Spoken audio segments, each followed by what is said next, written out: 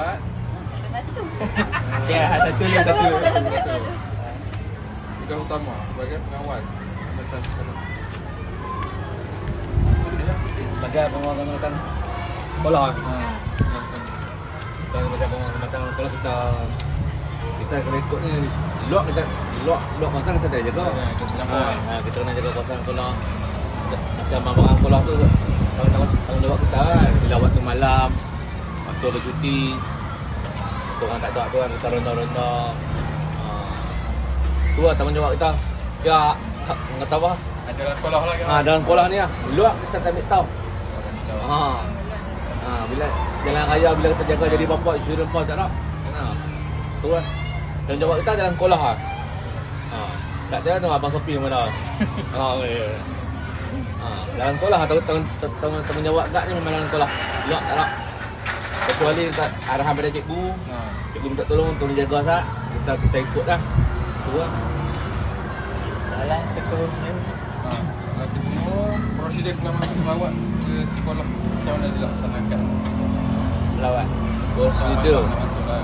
Kalau orang luar nak masuk tu, kita memang ada buku rekod kan.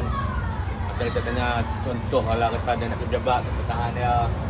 Ada usaha pejabat, kita usaha suruh tulis nama bagi pelawat ni kan. Bila tu kadang-kadang orang jabatan bukan bini bapa-bapa orang kan. Kita tanya suruh cop. Ada pada cop kan. Kalau lepas cop bagi bahan bukti kan. Misalnya daripada orang jabatan apa. Kalau masuk depan macam tu lah. Yang kami berperak tahan kita tanya kan. Abang kata apa setengah sekolah ni kadang-kadang security ni tak habis lah. Tu lah. Setengah macam sekolah menengah tu baru ni jaga. Betul ada straight tu. Tu ada satu set masuk grup. Kakak kambak dia ni pergi anak. Dia ni pergi tak makan. Walaupun masuk apa nak pergi kantin ke apa-apa pun. Macam tu lah. Kalau menengah lah. Kalau anda ni kita nampak okey lah sikit. Tak boleh nak menang lah.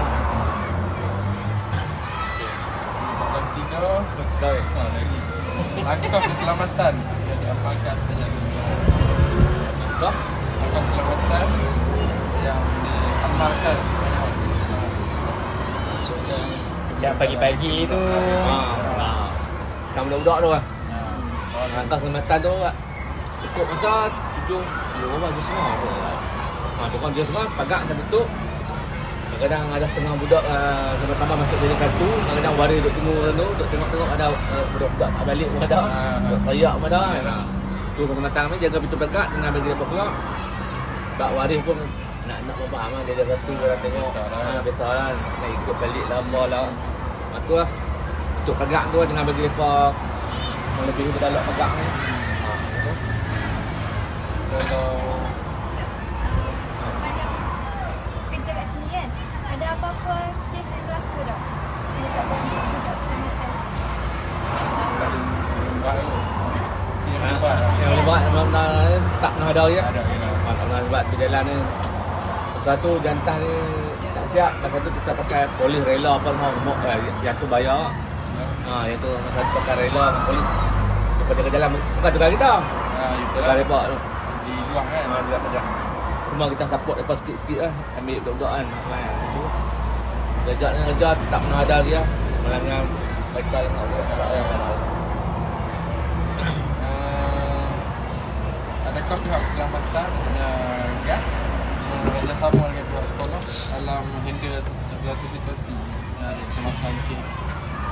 Ada yang tu dah. Contoh Untuk kecemasan lah. macam mereka perlukan guard. Kata apa tu kadang-kadang nak dapat sana.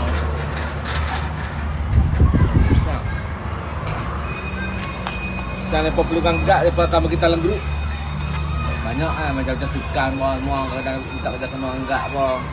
Kan buat pantauan budak-budak ni, budak ada tahu kan. Ambil berat. Ambil berat tu ni. Betul. Lah ayatlah. Dah ya lah. Cabaran bagi kelak sekali ya. Soalan keteruk tu. Ya. tahan. Kalau ada masa tak berhenti. Berhenti tahu-tahu. Tak berhenti maksudnya lah. Tak lah, maksudnya sabarlah dalam sepanjang dalam jauh ni lah. Sejak duk kerja security ni daripada 2013 sampai lah ni cabaran dia macam-macam lah. Kadang dia pun nampak lah macam ni security depan kadang-kadang orang nampak security ni duduk saja makan tidur dengan tidur.